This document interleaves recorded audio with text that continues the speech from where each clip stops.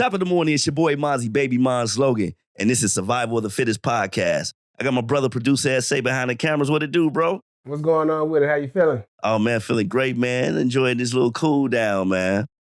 Good. We had a couple of, 100-degree days? Man, it was just hot as fuck. Felt like 115? Yeah, man, it felt like them Vegas summers, brother, man, in the city. I hope, people had good AC or at least a few, window fans or something. You really needed an AC in this shit, though. Oh, yeah, no doubt. You know what I'm saying? So, man, but speaking of cool, though, man, I got one of the coolest brothers on planet Earth right here on the couch to my right of me, man.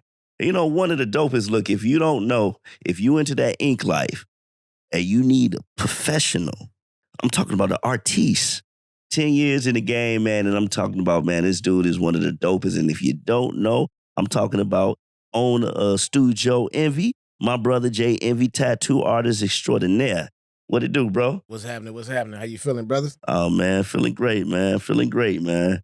Thanks for having me, man. Appreciate it. All the time, man. You working out here, man. Trying, man. Trying. You know what I'm saying? You doing? We grinding, man. We put the foot down. You know what I'm saying? Okay, yeah, man. So, man, what tell these people a little bit more about you, and your style of artistry as a tattoo artist. Pretty much a well-rounded artist. You know what I'm saying? I specialize, ironically, in cover-ups. I do a lot of cover-ups, man, fixing up a lot of bad decisions and bad choices that people made with their body when they were younger. You know what I'm saying? Names and things like that. So I specialize in cover-ups in black and gray. I do a lot of portraits, realism, animal portraits, So yeah, a little bit of old school, but in today's world, not a lot of people really into old school traditional tattoos now. You know what I'm saying? When you walk in a tattoo shop and they had a flash wall and shit like that. Yeah, and you could just pick stuff off the wall. Yeah. So usually people come with what they already want. Right. Everybody, you got Pinterest or you got an idea, what I'm saying, in their head. So as an artist, I have to bring it together. You know what I'm saying? Right. So, yeah. Man, so what got you into tattooing, man? You said 10 years. Like, what woke you up and said, man, I'm going to pursue this? Well, I always wanted to do it, man. Like, I was young, bro. I was 8 years old the first time I saw anybody do a tattoo. And it was my mama, man. She did a stick and poke tattoo on my auntie. Oh, wow. Yeah, let's stick and poke. And I'm like, yo, you can draw on people's skin, mama? She, yeah. I didn't know. Like, I didn't know. Yeah, An 8-year-old kid, you know what I'm saying? Right. I'm like, yo, and at this time, I'm comic book shorty. So I'm reading comics. I'm drawing my own comics. I wanted to be a comic artist more so than anything. Right. But when I saw that, I was like, yo, this is cool. And then I remember we used to go to this little gas station. It used to be the Shell. It's something else now over there on 83rd. And I think that's Commercial or Exchange over there in my old neighborhood. And they used to have the magazines back behind the counter. You used to have to ask the teller for the porn mags, the lowrider magazines. In the plastic. The tattoo magazines, right. So I used to beg my mama, man, give me a tattoo magazine. And she wouldn't do it. But around my 12th birthday, she finally bought me one of them joints. You know what I'm saying? And it was over with. It was over with from there. And I knew at that point, like, yeah, this is what I want to do when I grow up. So did you have to be a certain age to buy the tat magazines? Yeah. I never knew that. Yeah. You know what I'm saying? I think you had to be at least 18 at the time. It was because back then they had nudity in them. Ah, makes sense. Because, people had full bodysuits. You know what I'm saying? Right. You had artists like Ed Hardy who was doing full bodysuits on people. You know what I'm saying? Yeah. And so you seen that. And the only thing they would have on there back then is probably like a little white mark to cover up the genital or the person holding himself. You know, the woman holding the nipples. She tatted all the way up. You know what I'm saying? Oh, yeah, so, you definitely don't want your kid. It was a lot of nudity in those books back then. And then, they had the porn ads and shit back then in the magazine. So she didn't want me to see that. When I first got the first book that she ever got me, it was a Tattoo Time magazine book. And when I opened it up, I realized why she didn't want me. She's like, oh, this was just about. I mean, man, a lot of naked white people. That's I'm gonna put it to you like that, because at that time it was really a white dominated field. Right. So you didn't really see dark skinned pictures, people with dark skin in the tattoo magazines back then. And you was how old then? I was 12, 13 years old. So when did you do your first tattoo? You remember? The very first tattoo I did, I was 28. It was horrible. What was it? It was a name on a young lady's arm, and the whole entire ink peeled out. So she just probably still got that shit to this day. Yeah, just the scar of the man's name. Damn, you know what I'm saying? double pain, huh? Yeah, I mean, I fucked a couple people up when I first started. I ain't gonna lie. Before I got my apprenticeship. Yeah. And then when I got my apprenticeship, shout out to my man Philippe, you know what I'm saying, at Tattoo K on the west side. He was the only person that took a chance on me, man. A lot of people didn't take a chance on me, bro. When I was living in Mississippi, I was most artistic and creative in school and newspapers and shit. Right. I'm bringing my sketchbooks to tattoo shops down there. They biker shops, white dominated, white owned, you know what I'm saying? They looking at my work and they like, oh, you got talent, man, but we ain't looking for no apprentice right now. We looking for ready art. So when you said apprenticeship, you was following somebody that was teaching you the rope. Teaching me everything about cleaning, sanitation, you know what I'm saying, how to deal with customers, you know what I'm saying, how to pull lines, you know what I'm talking about, how to set your equipment up, how to set your machine up, everything, you know what I'm saying. And most important, how to be very patient when you're dealing with people, you know what I'm saying? Because a lot of times people don't know what they want, you know. So what made you decide at 28 or did you make the decision at 28, or was that just when you did your first tattoo? That's just when it happened. Right. That's just when it happened. I always wanted to do it. Right. You know what I'm saying? But I was leery of building a homemade machine and just getting into it. You know what I'm saying? Because I respected the craft so much. As a kid, seeing all these magazines and stuff, I respected the craft as a pure art form. Right. So I really just wanted to get an old bullshit machine. And how did you do it? Did you build your own machine? No, actually, a white dude named Joe built it for me a long time ago. He actually built it for himself, and he gave it to me. You know what I'm saying? Out there in Mississippi, and that was like the aha moment. But I never used it though. Right. I never used it. I just looked at it, cut it on, and was like, okay, let's see how it works. But I never used it because it only had one needle. I'm like, yeah, I don't know. I don't think this is very sanitary, but it was just a thought. And then, like I say, my ex-girlfriend at the time bought me my first tattoo kit. And that's when I did the very first tattoo. We up there at the house, the kid came in, you know what I'm saying? We chilling with her family members. Cause I had just moved in back here from Chicago, back here to Chicago, you know what I'm saying? We moved to be together and to pursue the apprenticeship and shit. And they was so thirsty when I got the kit, man, tattoo me, man. They see I could draw it. They was just so thirsty. So I'm fuck it, all right. And I scarred them up. Now, what was that first tattoo that you did and you was like, oh yeah, I've arrived? When I started to figure it out, I did it on white skin. Shout out to my man Sean. I did skulls on the inside of his arm. 3 skulls. And that's when I had the aha moment. Right. I had the aha moment like, okay, I can actually do this. So you say you did it on white skin? So what's the difference between white skin, darker skin, melanin? The way it feels, the consistency of it, the ability to see more, you know what I'm saying? The browner the skin, the better you can see the tattoos. The darker the skin, it's not, you know. So if you were doing somebody from Nigeria, you was in trouble, huh? I mean, yeah, unless we do something tribal, you know what I'm saying? Unless we do something tribal, you know. Yeah. But Nigga, I mean, he can get tattooed, it's just limited, and it's not gonna look as vibrant because you have a shade of brown. Once that shit heals, you still have a brown tint of new fresh skin on top of a tattoo. You know, people, you know what I'm saying? Is that something you explain to an individual? They come to you, they say, hey, I want this particular tattoo, but they may be a little bit deeply melanated. Oh, yeah. You know, I had to explain it to him sometimes. Right. And you know, you don't want to be a dick about it. You don't want to be an asshole. Like, you too damn black for this tattoo. No, you don't want to say that. That ain't good for business anyway. Look, I'm going to tell you straight up, man. Especially when you an urban artist. You know what I'm saying? Like 90% of your clientele is black people. So, yeah, absolutely. You know what I'm saying? You want to try to come to even like a equilibrium, like a compromise. Right. You know what I'm saying? Right. So, I mean, and a lot of them, it'd be weird because a lot of them be darker than me, and they send me examples of shit on white skin, and they want the color and everything. Yeah. And I'm like, yeah, we could probably get the red, bro. You know what I'm saying? Right. You might be able to get the red, but once it heals, because they don't never, a lot of them don't really, you know, they see the shit online and they see in the freshness. They don't really think about how the tattoo gonna look a month from now, 6 months from now, 5 years from now. Right. You know what I'm saying? It's there. It's there. It ain't going nowhere. But do you want it to look nice, or do you want it to look like a, like a birthmark? You know what I'm When did saying? you just decide that you was going all in, that you was gonna start a whole tattoo business and everything? I always wanted my own tattoo shop. Like I always wanted my own private tattoo shop or tattoo shop from the moment. And I think that sparked because I searched for 10 years to become an apprentice. So from the time I got out of high school at 18 all the way until I got 28 is when I finally got my apprenticeship.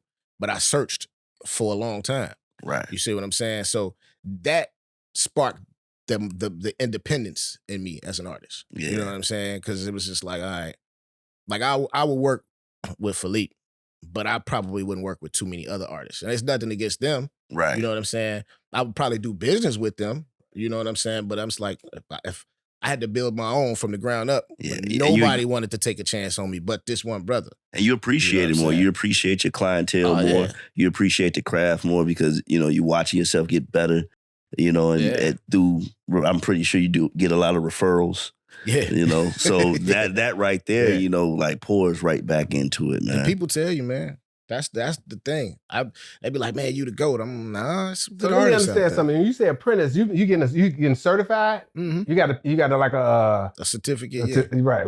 Yeah. And then once you complete it, you get your blood pathogen license. And your blood pathogen license, you're learning about skin and because you know how to deal with small amounts of blood. You know what I'm saying? So yeah, right. Because your hygiene got to be A1. Gotta be. You gotta be. Yeah, you gotta be clean. Digging into people's skin. Man, it's so much. It's a lot that people don't think about when it comes to tattooing. You know what I'm saying? Airborne pathogens. You know what I'm saying? Hepatitis A through whatever. You know what I'm saying? It's a risk. Right. It's an extreme risk. But for me, I love it. Like I just love what I do. You know what I'm saying? How you ever looked at someone and they didn't really look the cleanest? And you're just a bit hesitant or doing that tat? Hey, man, listen. They know who they are. That's all I know. That's all I'm going to say. But no, I mean, I've been fortunate, man, that my clients come in and they smelling well. You know what I'm saying? They take good care of their hygiene. 70% of my clients are women. So, that's a blessing. You know what I'm saying? And they come in and they take care of themselves. And the guys, they don't be coming in there smelling horrible. They just smell like weed when they come in there. That's it. I Everybody got to get fucked up before they come up in there. Get that pain going. Hey, that's cool. Whatever floats your boat, you're going to sign this waiver, though. Right. Where's the weirdest place that you ever tattooed? A butt crack. No. Asshole. Right there. So what the hell did you tattoo in there? This was a long time ago. But she wanted me to put spit. Little spittles? Spit first. The word. Oh, the word. So let me imagine this. Where are you putting spit first and a butt crack? Butt crack ain't that goddamn big. It's not, but it's like going down right in between the crack. SPIT. Yeah. Oh, the whole word, spit first. Mm-hmm. Right in between the crack, close to the butthole. This is early in my career, man. This is a long time ago. I don't do no shit like that now. And I get it. I cover up a few, tats on the vaginas. You know what I'm saying? So tell me, what about all the people who be whining and come in there and you got a tattoo and they jumping every 5 seconds? They know my rule, man. I got a rule in there. It's in the studio. No crying in the studio. You know what you came here for. $5 a tear. If I see a teardrop, I want $5, man. Man, what's the most you collected? $30. $30, okay. Yeah. $30. Yeah. $5 a tear. But those people are the worst people, the ones who move every 5 seconds. Yeah. I pull a line, they want to look at it. You know what I'm saying? You tattoo it, they all in your light, looking at you. See, that's why I got virgin skin, man. I ain't got no tats. I'm probably be one of them type of people, man. Just look at it every time. Yeah, like, what are you doing? Okay. How much more you got to go? Are we there yet? Right. You done, right? Hey. 15 more minutes? Believe it or not, bro. Believe it or not, women are stronger than us with pain, man. Man, they push out They push out us, man. Bro, women be falling asleep. I done had men pass out on me. The hardest thug niggas be in there, so you put that needle on big ass niggas. Real big swole cash, Joe, that look like you don't even want to fight this dude, man. Pass out over the needle. He can't take it. You know what I'm saying? Crying. Man, Joe, you done? You done, bro? So what was your first tattoo like? My first tattoo that you got. my first tattoo is covered up now. But it was a Mighty Mouse. I was 18 years old. Right. I was looking for a job. You know what I'm saying? And went to Eternal Ink. I think that's what it was. Eternal Tattoo. I think that's what it's called in Mississippi. I didn't get hired, but I picked a Mighty Mouse off the flash wall. Right. You know what I'm saying? And my man Will, he paid for it for me for my 18th birthday. So why you pick Mighty Mouse? Was that your nickname or something? Yeah. So and then it was just something. You know, I didn't want to put my other nickname on there. I didn't want to tattoo a bat on me. You know what I'm saying? Nigga, your nickname Bat? I got 3 animal nicknames, man. We didn't know that. How long you know your nickname Bat? Yeah, in high school in Mississippi, they know me. In the high school in So why your Clinton, they call me nickname Bat? Because of my ears. So, my ears are like bat wings, man. Look, now you gonna have me looking at your ears. Why Mighty Mouse?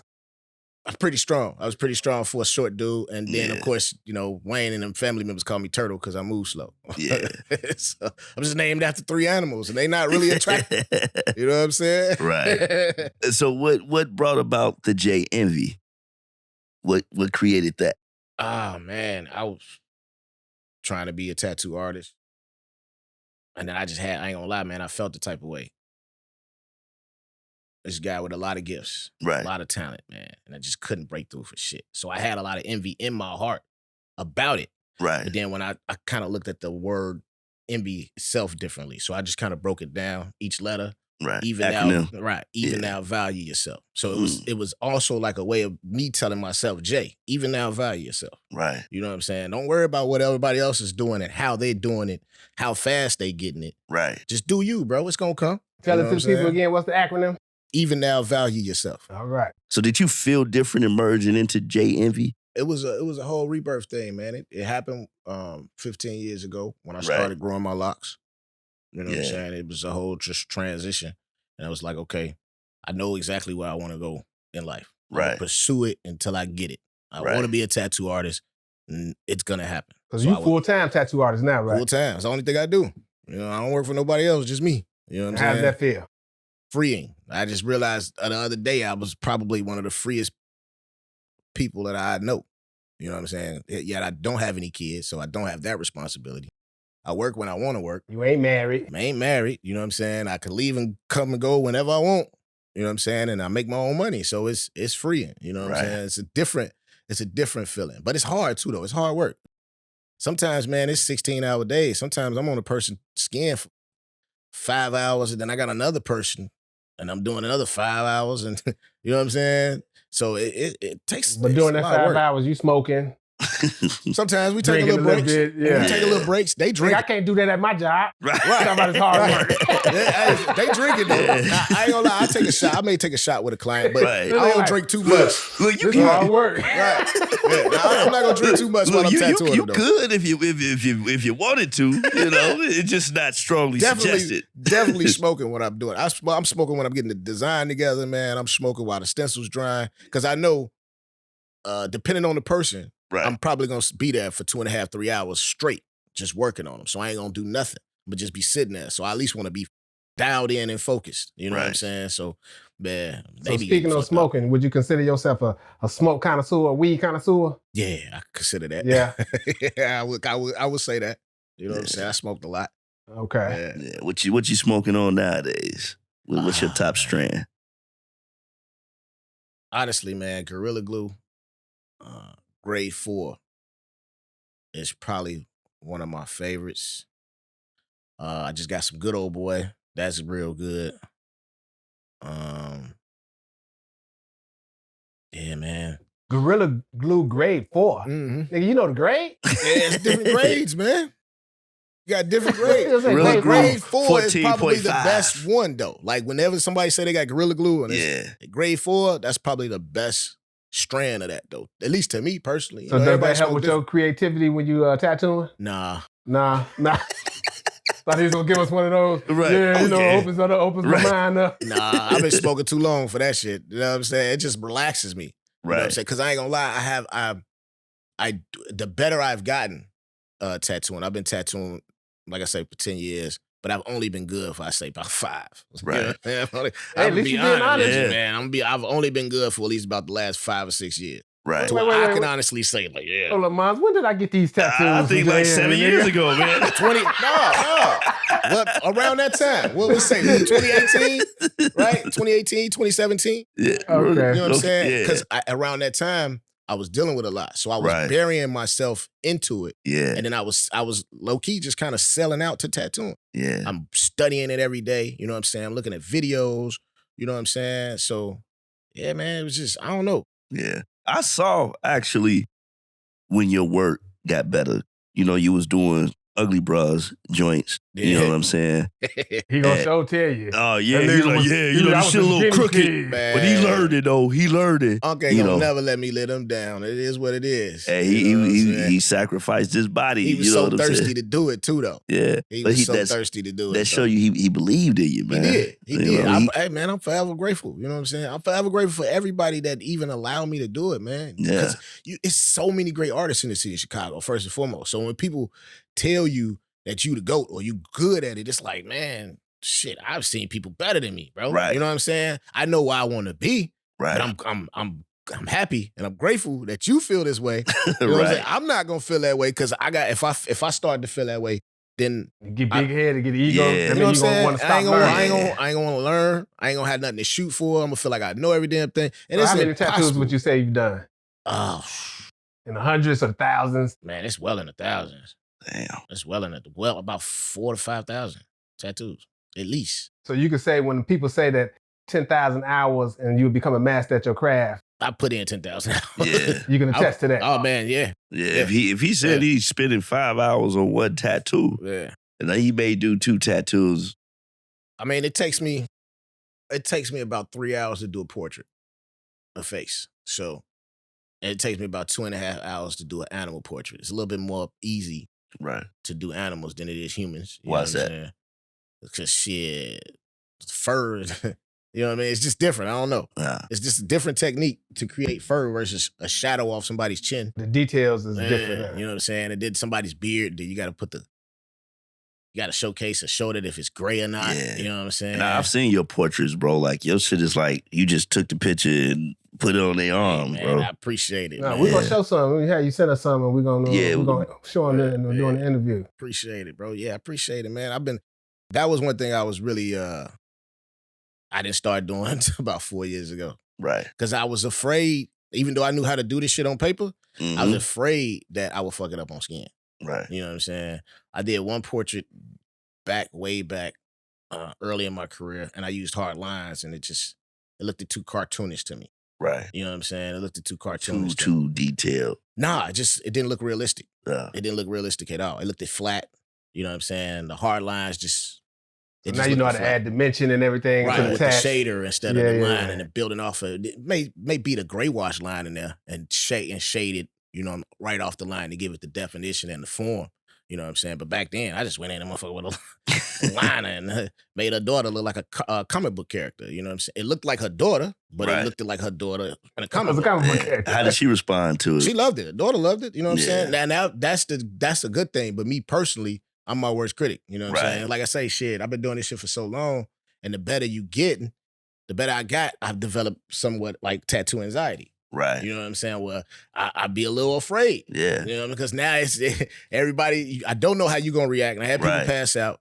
Then everybody's expecting a great tattoo. So what makes a great tattoo? Oh, shit. Size, idea, and execution. So what would make it in terms of you doing it? Like with adding depth, adding dimensions to the tattoo? You need all of that for it to be a great tattoo. So say you was doing a portrait. What would make a great tattoo portrait? Making it look just like the photo. Making it look just like the photo as much as you possibly can. So, you know what I'm saying? Detail. Yeah, detail. But you got intricate tattoos without a lot of detail. Just line work, geometric shapes, line work. Some people specialize in that. Some people specialize in letters. You know what I'm saying? And doing real crisp, clean letters. So a good technical tattoo is smooth, clean lines. You know what I'm saying? Now, when you're dealing with realism, it's how you packing a contrast, how you bouncing your shadows off the skin and making the skin breaks, especially when you're doing portraits on darker skin. Whiter skin, lighter skin, you can play with the tones. I can add about 4, 5, 6 different tones of gray. Right. On your skin, I can do about 3 different tones. You see what I'm Right. saying?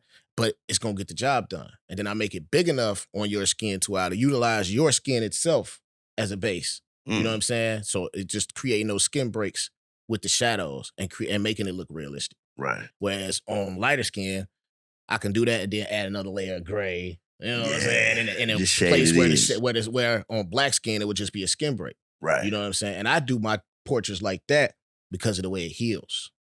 Some people still try to beat the grays in on the darker skin, and then the portraits may heal a little too soft or too washed out. Right. You know what I'm saying? When the way I do it, it looks like it stands out. You know what I'm saying? Now you said something important, at the beginning of this statement. You said, you get a little bit of tattoo anxiety. Yeah. You get those nerves, those jitters. Yeah. You know what I'm saying? Yeah. That's important. You're doing something that you love. Yeah. You know what I'm saying? You're never getting too comfortable and getting too, full of yourself where you don't forget to stay sharp. Right. Right. Yeah, because you working, you got customers. These are customers, they clients. Yeah. So you want to give them the best product. So what would be your style? Characterize your style. Or what would you like to, what kind of tattoos do you like to do the most? That I like to do the most? I know it's like a 2-part question, but summarize it for me. The tattoos that I like to do the most, I like to do memorial pieces, tattoos that mean something to people, not just goofy stuff. You know what I'm saying? Tattoos with meaning are the real reason why I got into it. You know what I'm saying? It's just like, because that's something that they taking with them, and it's on, it's on your skin. It's the largest organ. You know what I'm saying? So it's on your skin, and you trusted me with that. So I like to do memorial tattoo, but the most fun I have is doing flowers and animals. Flowers and animals. That's interesting. Why flowers and animals? Because flowers is just free flowing. You know what I'm saying? It's free flowing. You can do a lot with flowers, and animals is just cool, man. It's just cool to do. You know what I'm saying? I just kind of developed the love for that. Nothing like the last 2 or 3 years. Is it because you got 3 animal nicknames?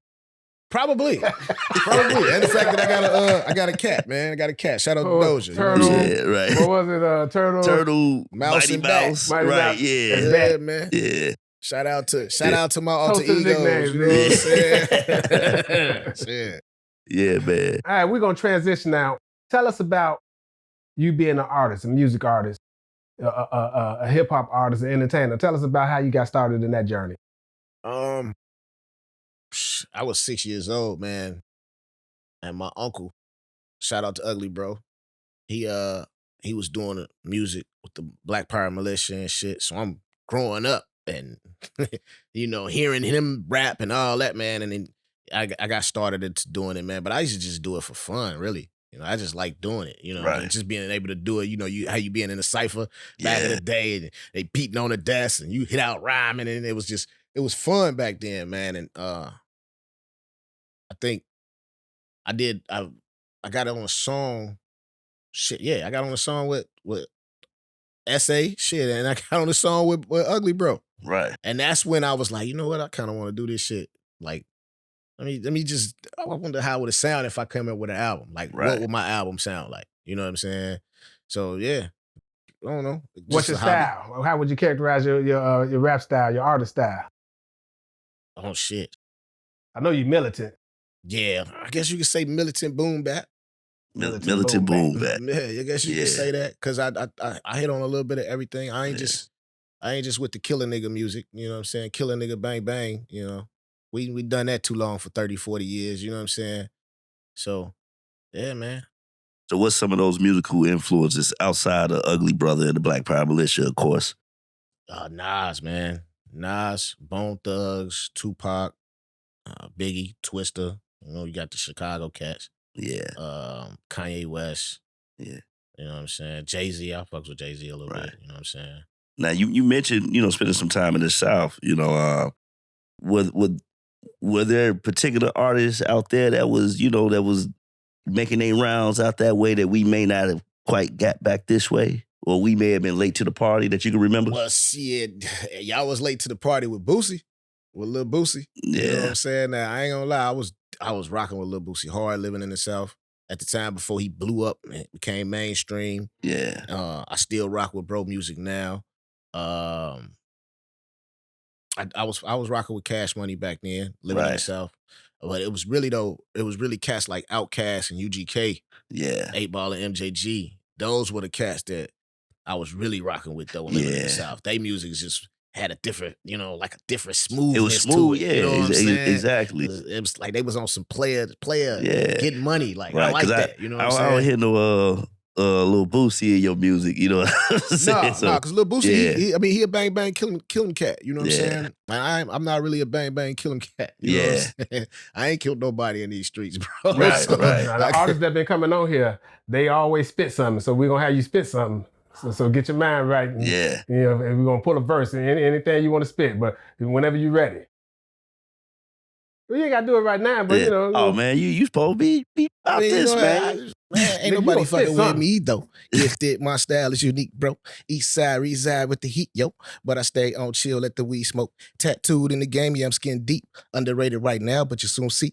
Flow so smooth without a beat. Gotta let me in, let a nigga eat. Now, I'm gonna live it go, G. I don't give you too much for free, man. You know what I'm saying? Oh, he giving us freestyle. He giving us exclusives like that, man. You know what I'm saying? You heard it first. Survival of the Fittest podcast, man. You know, man. So give us a little sneak peek on this. You working on a new project right now, right? Yeah, man. Man, so what's the vibe of this project? This one, I'm leaning towards sinful nature. Right. That's the title. Just really talking about hustling, getting money. You know what I'm Right. saying? Of course, gotta talk about the ladies, man. Oh, yeah, definitely. Gotta fool with the ladies, man. I'm a player, man. So, Right. But really just that, man. It's really I'm talking about different ways of hustling though. Right. You know what I'm saying? It ain't just hustling no white or no shit like that, man. Yeah. We talking about actually getting a business, you know what I'm saying? And, building structure, you know what I'm saying? Absolutely. Type of things, man. And just some party stuff, some dark stuff. You gotta have a little bit for the streets, Man. Yeah. So with all this tattooing, being great at that, like what inspired you to want to continue to pursue music? I just love it, bro. I ain't gonna lie, man. I love it, Joe. Like I love the sound. Mm-hmm. I love being creative. Yeah. Most importantly, like I think that's really what it is. It's just like being creative and then seeing what I come up with. And yeah, man. Telling stories. You know what I'm saying? Telling those stories, telling my story. You know what I'm saying? Or telling stories from people that I've met and putting it in rhymes. You know what I'm saying? Right. And it's like, yeah. So it's just, So you're a storyteller. Yeah. So give us a story about the locks, because I see they flowing. When did that journey start? Oh man, it started back in 2007. I had food poisoning real bad. So I was in the hospital for a very long time, man. It was like 17 days, bro. And I got out and I got one haircut, man. I got the job at UPS and I got one haircut. I was about 120 pounds at the time, so little, because I was in the hospital for so long, man. I got one haircut and I went to work. And I always wanted to grow locks, but people was telling me, don't get that dirty shit in your head, man. Don't grow that nasty shit in your head. Yeah. I swear to God, man. Right. Now everybody seems to love the locks now, but back then it was taboo. And because there wasn't a bunch of motherfuckers rocking locks back then when you not at all. Not at all, man. And every job that I've ever had always wanted me to keep a clean cut. Every job. I worked for Walgreens. I sold cars. They always wanted me to have a clean cut. When I got the job at UPS and I saw cats in there with do-rags, afros, braids, you know what I'm saying? I see why they didn't care. Right. Because it's a warehouse, you know what I'm saying? They didn't care, just come to work. Yeah. Come to work, man. We don't care about how you look, just come to work, you know what I'm saying? And when I saw that, I was like, okay, this is the perfect opportunity to grow my locks out. So I grew it out, and then in the process of growing my hair out, I just started becoming more socially aware, more conscious. Right. You know what I'm saying? More Afrocentric, so to speak. I guess everybody goes through that little Afrocentric phase, you know what I'm saying? And then, yeah, man, I can't seem to part with it. I thought about cutting it, you know what I'm saying? The actual cut date, when I originally started my journey, I was going to end it at 40. Mm. But I don't know if I want to let it go. You know what I'm saying? Man. That's part of your story, and I mean your spirit to tell you when it's time When it's to. time, yeah. But you said something important though. You referred to them as locks. Mm-hmm. Break that science down for the people. Well, ain't nothing dreadful about it. There we go. You know what I'm saying? Ain't nothing dreadful about it. People call them dreads, and that's cool if that's how you feel. Mm-hmm. But I'm not crying over here. Right. You know what I'm saying? And my hair has brought me a lot of strength. Is the Right, you know what I'm spirituality? I was saying? gonna ask you. So is spirituality and strength involved with it? Oh, most definitely. Most definitely. Most definitely. You feel more in tune with yourself with it. That's why a lot of people I see now are definitely waking up to it, and they embracing it more so. Back then, they didn't want to embrace it. It was taboo. You know what I'm Right. saying? But now you see the change. You know what I'm Yeah. saying? You see the change. Yeah. Yeah, I tried to lock my hair maybe about 13 years ago or whatever. I was getting a little thin at the top. So I'm like, nah, brother, go ahead and chop it back off. And around that time, too, that's when it was like right before the youngsters, you know, started getting them. You know what I'm saying? So it was like, yeah, nah, this ain't, you know. I mean, I don't like the stigma that is being placed on them now, low key, which is also sometimes I do think about cutting them. Right. But my hair's so long that What's the stigma? well, you got all of the young niggas All the now. young niggas You know what I'm dying, saying? and They they got dying, they locks committing and- crimes, and they got locks. You know what I'm saying? They got the little, well, I like to call it the Chief Keef locks, where you can't see their eyes. Yeah. You already know it's 90 degrees outside, and you see a young brother with a hoodie and some locks. You think he Yeah. might be up on something. Nigga, You know I ain't what gonna lie. I I'm was saying? just about to say that when I see a nigga with some locks, I'll be Yeah. watching closely. Nigga, what you and- want? and- Right. And it You never, walking and too the close, brother. craziest thing about it, that stigma was never that. Yeah. Back then, growing up, you seen a brother with locks, you knew one or two things. He smoked weed, and he probably was one of those pro-black brothers. Right. You know what I'm saying? When you saw a person with locks, those were the two things that you And associated. they wasn't so young either. Nah, they were Nah. older men. You know what I'm saying? Yeah. It were a lot of older men wearing them, and now it's just, you know. Right. And I wish it wasn't like that, bro. I wish, you know, we as a people could kind of look in the mirror sometimes with some of the things that we do. You know what I'm Right. saying? You know, you spoke of that apprenticeship earlier. You know, that was really, you know, monumental for your foundation in tattooing, you know. So at this point, are you currently seeking apprentices yourself? I mean, I wouldn't mind taking on a student, you know what I'm saying? All honesty, but they got to be really committed though. Right. You know what I'm saying? Like, you know, like if I see that you are like really, that just what you want to do, that you really into it, and you studying the craft, Right. I don't mind helping. I don't mind teaching what I know. You know what I'm saying? Why Yeah. not? Somebody took the chance on me. Right. But at the same time, you know, you got to be committed, man. You know what I'm saying? Like you got, because this is people's skin you dealing with. It ain't just a quick buck. You know what I'm Right. saying? Absolutely. So yeah. Yeah. It's not like, you know, sweeping up at the barbershop. This is something much more serious. It's much more serious. Yeah. You know what I'm saying? Because you got to learn about sanitation. Yeah. You know what I'm saying? And you got to learn about, I mean, just a lot of stuff. Airborne Skincare. pathogens. You know what I'm Yeah. saying? I mean, you know, and you know, it's a lot that goes Yeah. into tattooing more so than just drawing on people's skin. Right. Yeah. So Is it a cost for having a apprentice? Would they have to pay a fee? 'Cause some people, tattoo they pay artists, for tattoo lessons, right? yeah, some tattoo artists do charge a fee. You know what I'm saying? Some do, some don't. You know, Mm. it just depends. It depends on the artist. You know what I'm saying? And how much they value their information. I guess you know what I'm saying. Like they say, game is to be sold, not told, right? Right. You know what I'm saying? So you do have some artists that sell the game, and you got some artists who give the game for free. But at the same token, I mean, there's really no need to sell it when they can get the information off YouTube. Right. What you there is just guiding them. Yeah. You know what I'm saying? You Yeah. just guiding them to be better. That's all. So we kind of spoke off camera about, you know, barbers and these modern day shortcuts they have to these perfect cuts and all of that. You know what I'm saying? Right. Now, dealing with people's skin, man, you can't really take no shortcuts. But are there little tricks that certain individuals who's not really, you know, true to their craft try to take to, you know, get over on not so great work? I don't know. That's something I really don't know.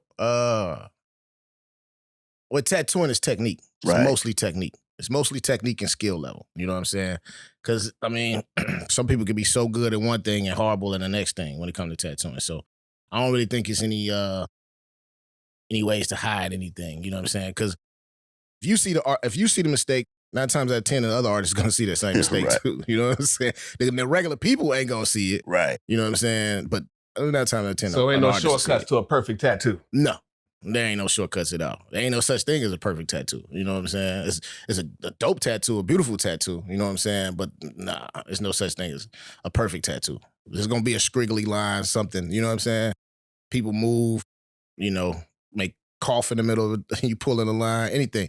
Nerves, sometimes the nerves of the skin jump, you know what I'm saying? And the client has no control over that. It just happens, you know what I'm saying? Right. So yeah, there's no such thing. I don't even strive for perfection anymore. I just strive for it to be, really, really good, really, really dope, aesthetically lined up proper, you know what I'm saying? It's symmetrical. Right. My proportions are great. You know what I'm saying? But perfect.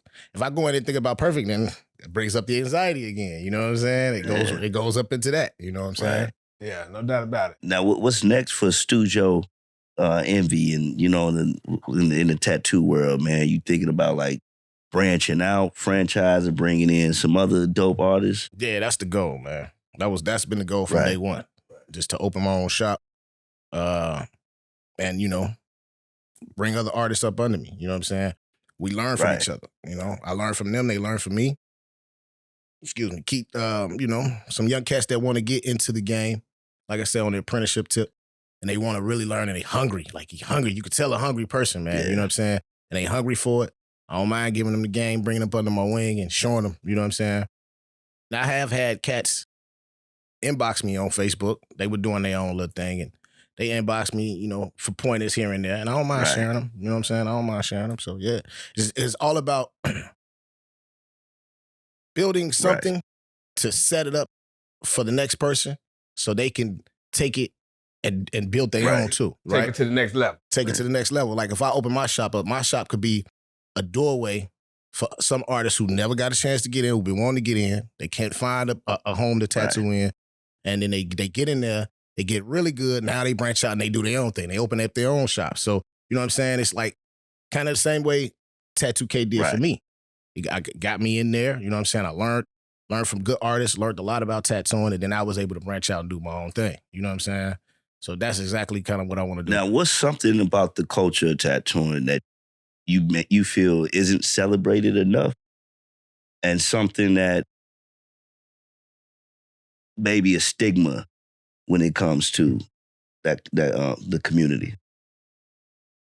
Well, the stigma has always been the same, Criminals get tattoos mostly. That's the biggest stigma. When, shit, you got lawyers now that's tatted up, fully sleeved. Law enforcement. I've definitely tattooed police officers, doctors, you know what I'm saying? I mean, it's a lot more accepted than people believe. You know what I'm saying? It's a lot more accepted than people believe. And you really do have some dope urban artists out here. Some really good black artists out here. You know what I'm saying? And a lot of them don't necessarily like the stigma of being called a black artist. I get that. But they urban artists and they really, really good. So, and I've definitely heard the stigma that you don't really get good work from black artists. So I've heard that stigma too. What about celebrated? What's not celebrated enough? Shit, man. Is it the art part of it that's not celebrated enough? I think the actual artistry and I think that's what it is. The actual art itself. Right. Yeah, you're not considered an artist like a painter or a drawer. Being respected as a real art form. Yeah. As a genuine, true art form. You know what I'm saying? Because not everybody can do it. And not everybody can draw can do it. You know what I'm saying? So yeah, I think that's probably it's being respected as an actual, you know what I'm saying, fine art craft. Because you got fine artists on there, man, that's doing some shit on skin that's just, you'd be like, yo, this is incredible, bro. You know what I'm saying? And even sometimes there's some of the stuff I put out, I'll be like, yo, I can't believe I did this shit. You know what I'm saying? And I mean, yeah, just getting that respect that's needed, like painters and photographers. Because I'm pretty sure it's been some painters or some people that draw that started out painting and drawing and then crossed over to tattooing. And was probably pretty good when they was a painter or whatever. And now they crossed over to tattooing and they put just as much technique into that as they did, as painting and being an illustrator. Oh, yeah. Oh, yeah. I mean, you got a lot of people who nowadays, man, since the popularity of tattooing is just blew up within the last, let's say, 10, 15 years, you definitely have art students coming straight out of college. Yeah, there's money to be made.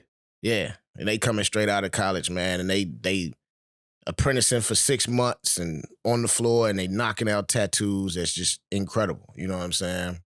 So yeah, it's growing. It's definitely growing, man. I love it. I love the state of it. I love the state of where it's going now and the competition. You know what I'm saying? Because it's more mainstream now. It ain't looked at as bad as it was maybe 20, 25 years ago. Nah. It's way more mainstream now. I can't get over the face tats though. Like that thing is the one that kind of. Yeah, I'm not a fan of those. Yeah, and I'm a tattoo artist. I'm not a fan of them. You know what I'm saying? I feel like with the face tats with normal people. You know what I'm saying? And I just regular common folk. I feel like I'm fucking up your life with that. You know what I'm saying? Because that's nigga, the you ain't gonna be able first to get no thing, job. right? Yeah. That's the first thing that your interviewers Right. see is your face. You know what I'm saying? So you come in there with, you know what I'm saying, Shelly or fuck you. You know what I'm saying? Prolific. You know what I'm gonna be saying? looking at you funny if I'm interviewing you. Yeah. I might even ask. So what's going on with the face What's going on tat? with your face? You know what I'm saying? that ain't real, right? Right. Now I get now face tattoos has been a thing for a long time. You know what I'm saying? And it's been a thing all the way back in ancient times, from tribalism, to prison jail culture when people getting teardrops, to the hip hop culture taking it to where it is now with just, I mean, you see some cats got more tats on their face than they do on the rest of their body. Is ignorant to me, but that it is what it Easy is. F, Now, baby. yeah. Now, if you a rapper per se, and you sold on that's what you gonna do, you got a nice little following, you making a little money off your music, okay. You know what I'm saying? You're a tattoo artist, I get it. We gotta look the Right. part. But if you 26 years old, ain't got a job, you know, you in between jobs, you working a little job here and a little petty job here, and you Ubering every now and then, you really ain't got a set future. I don't want to be the guy to put a tattoo on your face. You know what I'm saying? I just don't want to be that guy. But got bills to pay at the same token. So, you know what I'm saying? I care, but I try not to put my feelings involved. Right, Because it's business. Because it's a business at the same time. So how I may feel personally, it doesn't really matter. Who gives a fuck? You know what I'm saying? They paying you to do a They job. gonna go to somebody else and get it done. Because they could definitely go to somebody else and get it done. And then they can go and get it fucked up. Because I've seen that happen. I've seen people go get face tattoos when they asked me to do it and I didn't do it. And they went somewhere else and I seen it. And then I could clearly see the scar and that tattoo Like is Frankenstein like in the Braille. head. It's just like Braille. You can read it with your eyes closed. You can feel it with your eyes closed. And that's not how you're supposed to feel a tattoo. You know what I'm saying? That the object of tattooing is laying ink underneath the skin smoothly. That's the main objective of tattooing, right? And then if you got his scar and it look like it's keloid, somebody cut you bad. They cut you bad. And I see that a lot. So with a lot of face tattoos. And I'll just be like, yo. Yeah. Hey, man, 2023, what can you say? You know what I'm saying? They gonna do what they do. So let's transition. So I know we talked earlier that you was mentioning your player lifestyle. Yeah. So I was like, okay, yeah, young black entrepreneur, you know, out here balling, got his own business. You got to be out here crushing them now, huh? I mean, I have my fun, Jack. I ain't gonna lie. I have my fun, man. I got comfortable being single. You know what I'm saying? I have definitely got comfortable being single. I let every female I get involved with know that I'm single. We ain't in this for the long time. We in this for a good time. You know what I'm saying? And yeah, I mean, I ain't gonna say I solely give up on love, but man, I enjoy being single. Yeah. You know what I'm saying? I enjoy being single, man. I enjoy not having to have expectations for this woman and her not having to have expectations for me. I might not be able to meet them. What you meet now is my representative. You know what I'm saying? Once we get to know each other, you know what I'm saying? You might not like me no more. I might not like you no more. You know what I'm saying? So it's like, yo, hey, let's enjoy each other's company. Yeah. Let's just enjoy our time. You know what I'm saying? And I'm gonna honor my end of the contract. You honor your end of the contract. I ain't not worried about what you got going on when we not together. It's not my business. You know you don't have no kids, right? No. Nah. I want some one day, but I ain't got none.